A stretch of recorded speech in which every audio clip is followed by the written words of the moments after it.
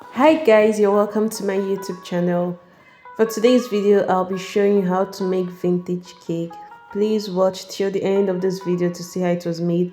And don't forget to subscribe to my YouTube channel to see more of my amazing videos. So let's begin. Here I have my crumb-coated cake. I have a video on how to make a love-shaped cake from a circle cake. All you need to do is to click on the link to get the video. So for this video, I won't be doing much talking. You just have to watch it gradually. And if you have any question, do well to leave it in the comment section. I'll give an answer. If you also have anything you wish to say, do well to leave it in the comment section.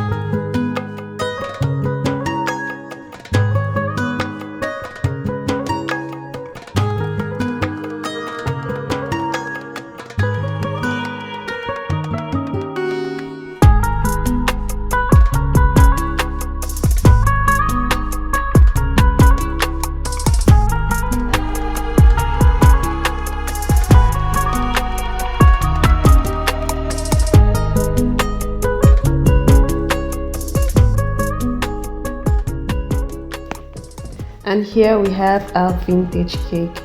You can tell me what you think about this cake in the comment section.